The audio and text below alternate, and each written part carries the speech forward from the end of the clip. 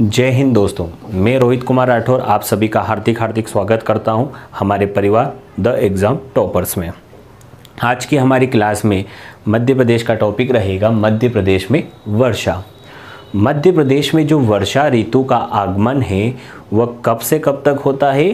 तो यूँ देखा जाए तो वर्षा ऋतु का आगमन जून से लेकर अक्टूबर तक हमें दिखाई देता है। कब? जून से लेकर अक्टूबर तक। परंतु मध्य प्रदेश में जो है वह मध्य जून से लेकर हमें कहाँ तक? मध्य अक्टूबर तक हमें वर्षा ऋतु का आविर्भाव देखने को मिलता है। और यूँ ओवरऑल देखा जाए तो जून से लेकर अक्टूबर तक हमें देखने को मिलता है। मध्य प्रदेश में सर्वाधिक बारिश किस माह में होती है? तो मध्य प्रदेश में सर्वाधिक बारिश जुलाई और अगस्त माह में हमें देखने को मिलती है। वर्षा ऋतु को किस नाम से जाना जाता है? तो वर्षा ऋतु को चौमासा ऋतु के नाम से भी जाना जाता है। अब मध्य प्रदेश में देखा जाए वर्षा अर्थात मानसून जो है वो अरबी भाषा का शब्द है। कौन सी भाषा का शब्द है? अरबी भाषा का। और इसको समझाने का श्रेय किसको जाता है? तो इसको समझाने का श्रेय अल मसूदी नाम के व्यक्ति को जाता है।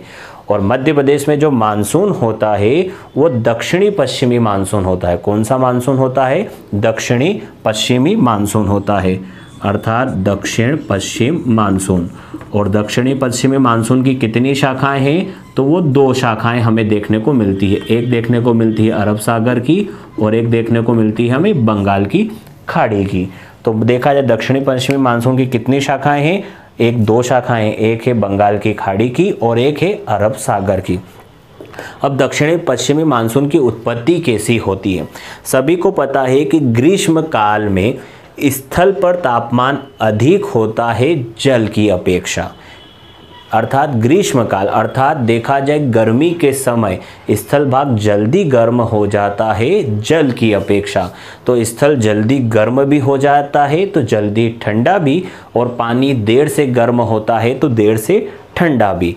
तो स्थल भाग के अधिक गर्म हो जाने के कारण, तो तापमान अधिक होने के कारण वहाँ पर काय का निर्माण होता है? तो लो प्रेशर का निर्माण होता है। तापमान अधिक तो प्रेशर कम होता है, अर्थात तापमान और प्रेशर में युत क्रमानुपाती संबंध होता है। और इसी देखा जाए जब स्थल पर लो प्रेशर का निर्माण हुआ है तो समुद्र अर्थात देखा जाए जलीय भाग में काय का निर्माण होगा? हाई प्रेशर का निर्माण होता है। और हवा हमेशा कैसे चलती है? हाई प्रेशर से लो प्रेशर की ओर देखने को मिलती है।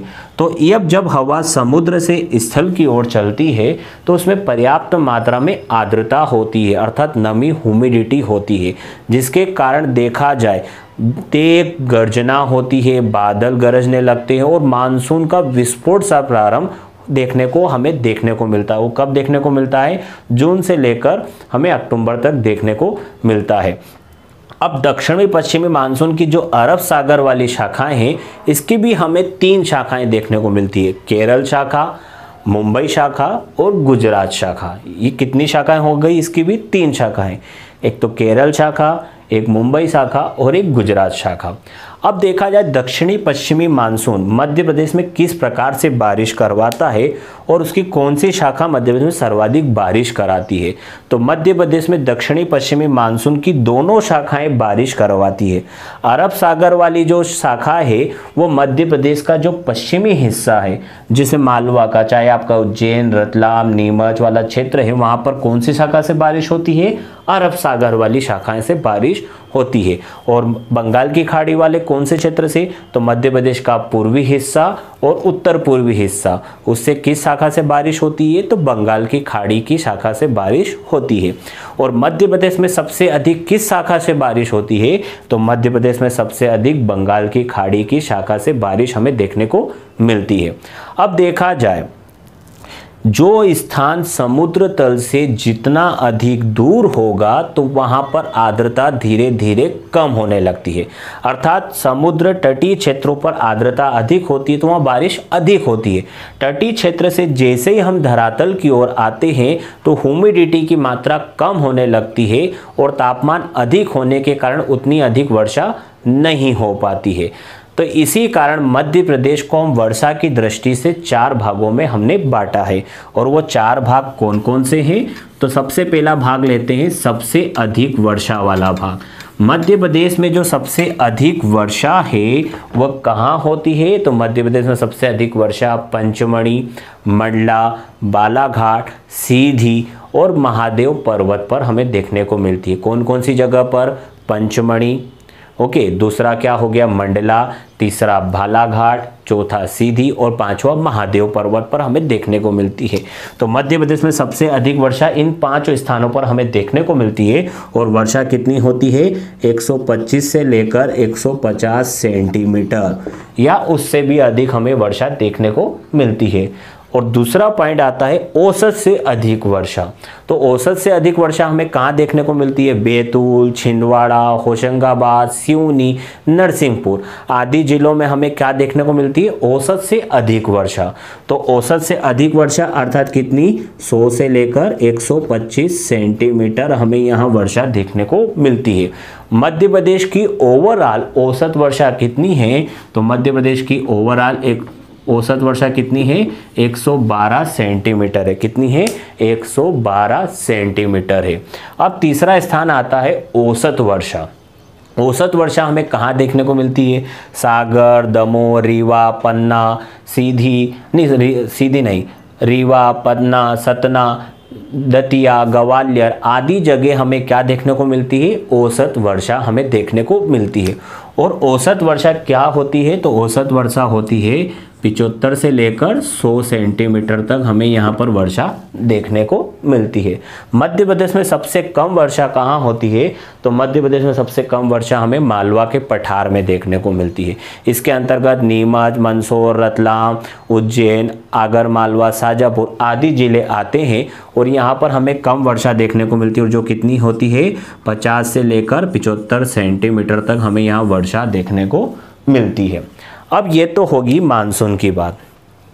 अब इस मानसून के पश्चात देखा जाए अक्टूबर में जब मानसून खत्म हो जाता है, मध्य अक्टूबर में, उसके पश्चात देखा जाए मानसून का निवर्तन अर्थात मानसून का लौटना, निवर्तन होना प्रारंभ हो जाता है, जिसे अपन लौटता हुआ मानसून भी कहते हैं। तो मध्य अक्टूबर से लेकर हमें दिसंबर या जनवरी तक लौटता हुआ मानसून भी दिखाई देता है, जिसे अपन उत्तर पूर्वी मानसून कहते हैं। वो ठीक दक्षिणी पश्चिमी मानसून के ठीक विपरीत होता है। उसमें क्या होता है? स्थल पर हाई प्रेशर का निर्माण होता है और समुद्र पर काय का निर्माण होता है? लो प्रेशर का निर्माण होता है। और इस स्थिति में हवा कैसे चलती है? हाई प्रेशर से लो प्रेशर अर्थात स्थल से समुद्र की ओर चलती है। इसी कारण इसमें उतनी आर्द्रता नहीं होती है जो दक्षिणी पश्चिमी मानसून में हमें देखने को मिली थी। इसी कारण यह पर्याप्त मात्रा में वर्षा नहीं कराता है। परंतु इसके कारण जो वर्षा होती है उस वर्षा को अपन क्या कहते हैं? उत्तर पूर्वी वर्षा भी कहते हैं। कौन सी वर्षा कहते हैं? उत्तर पूर्वी वर्षा भी कहते हैं। परंतु उसे मध्य प्रदेश में माउट या माउठा के नाम से भी जाना जाता है। माउट, ओके, माउट के नाम से या माउठा के नाम से भी जाना जाता है। जो देखा जाए उनाला, जो गर्मी में जो आपकी देखा जाए फसल आती है, चाहे वो गेहूं हो, चना हो, उस फसल के लिए यह जो बारिश होती है वो लाभकारी भी होती है। परंतु कभी कभी इस बारिश में देखा जाए हमें ओलावृष्टि भी देखने को मिलती है, जो फसल के लिए क्या होती है? हानिकारक भी होती है। तो ये आपको याद रखना है कि मध्य प्रदेश में सर्वाधिक बारिश किससे होती है? तो दक्षिणी पश्चिमी मानसून से। कितनी होती है? 85%। और उत्तर पूर्वी अर्थात मावठे से कितनी बारिश होती है? 10%। परंतु इस मानसून के ठीक पहले गर्मी ऋतु में जब बंगाल की खाड़ी में जब तूफान या चक्रवात उत्पन्न होते हैं, चाहे वो एम्फन हो, फणी हो या फिर बुलबुल हो, इसके कारण भी देखा जाए जब चक्रवात आते हैं तो सर्वाधिक नुकसान कौन से क्षेत्र को पहुंचाते हैं? तटीय क्षेत्रों में। परंतु जब तटीय क्षेत्रों से धरातली क्षेत्र में आते हैं तो वहां पर वो वर्षा करा देते हैं। तो इसी कारण मध्य प्रदेश में 5% वर्षा इन चक्रवात के कारण भी होती है। तो यह मध्य प्रदेश की 100% वर्षा हो जाती है। मध्य प्रदेश में सर्वाधिक बारिश किस शाखा से? तो बंगाल की खाड़ी से। वैसे देखा जाए तो मध्य प्रदेश में दोनों ही शाखा से बारिश होती है, चाहे वो अरब सागर की हो या बंगाल की खाड़ी से हो। मध्य प्रदेश का सबसे अधिक वर्षा वाला क्षेत्र कौन सा है? तो वह पंचमढ़ी है। और सबसे कम वर्षा वाला क्षेत्र कौन सा है, तो वह गोहद भिंड है। कौन सा है, गोहद भिंड है। तो ये चीज़ें आपको याद रखना है। मध्य प्रदेश में ऋतु संबंधित आंकड़े इकट्ठे करने वाली वेधशाला कहाँ पर है, तो वह इंदौर में है।